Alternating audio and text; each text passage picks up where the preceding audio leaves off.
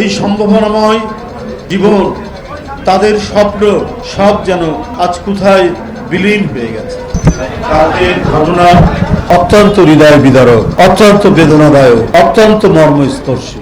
এই ঘটনা ঘটার কিছুক্ষণ পরেই আমরা কেউ জানতাম না, আমরা পার্টি অফিসে নানা কাজে ব্যস্ত, ভারপ্রাপ্ত চেয়ারম্যান মহোদয় আমাকে জানালেন যে দ্রুত উত্তরায় যাওয়ার জন্য। আমি তখনও জানতাম না, ওনার কাছ থেকে শুনলাম যে একটি বিমান বিধ্বংস হয়েছে একটি স্কুলের উপর।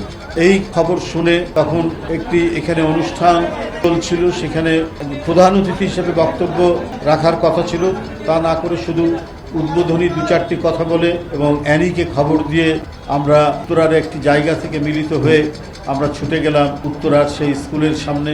ওদের স্বপ্ন পূরণে পাশে থাকতে পেরে আমরা গর্বিত। ইতিমধ্যে আমাদের অনেক নেতা কর্মী সেখানে উপস্থিত হয়েছে এবং উদ্ধার কাজে লিপ্ত রয়েছে। নেতৃবৃন্দ আমি শহীদুদ্দিন চৌধুরী অ্যানি, সুলতান সালাউদ্দিন টুকু, ডাক্তার রফিকুল ইসলাম সেখানে উপস্থিত, আমিনুল উত্তরের কনভেনার সেখানে উপস্থিত, জাহাঙ্গীর সহ আমাদের ছাত্রদল, যুবদল, স্বেচ্ছাসেবক দল এবং নানা অঙ্গ সংগঠন সেখানে তারা দায়িত্ব পালন করেছেন। এইটা আমি দেখে অভিভূত হয়েছি যে এই জাতি এমন একটি জাতি, অনেক সংকট, অনেক সময় নানা বিষয় নিয়ে অনেক বিবাদ বিসম্বাদ হয়, কিন্তু জাতি যখন কোনো গভীর সংকটের মধ্যে পড়ে, শোকাবহ কোনো ঘটনা সৃষ্টি হয়, তাহলে সবাই মিলে সেখানে ঝাঁপিয়ে পড়ে, সেটা আমরা দেখেছি।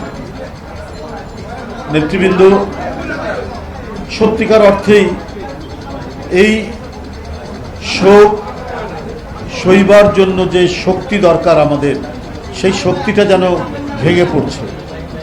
সেই শক্তিটা আমরা যেন ভিতর থেকে পাচ্ছি না।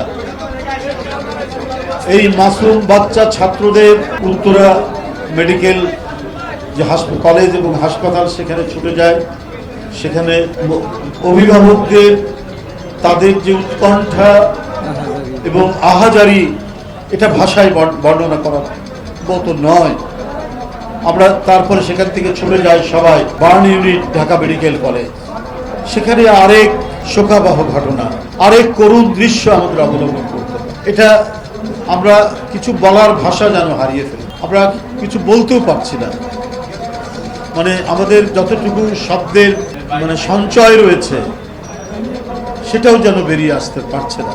এই সম্ভাবনাময় জীবন, তাদের স্বপ্ন সব যেন আজ কোথায় বিলীন হয়ে গেছে। আজকের বিএনপির কেন্দ্র ঘোষিত শোক কর্মসূচি এবং রাষ্ট্রীয় শোক ঘোষণা করা হয়েছে। আজকে সারা বাংলাদেশের জেলায় জেলায় দলীয় কার্যালয়ে দোয়া বিলাদ মাহফিল হবে এবং প্রত্যেকটি দলীয় কার্যালয়, এই কার্যালয় সহ কালো পতাকা উত্তোলন করা হয়েছে।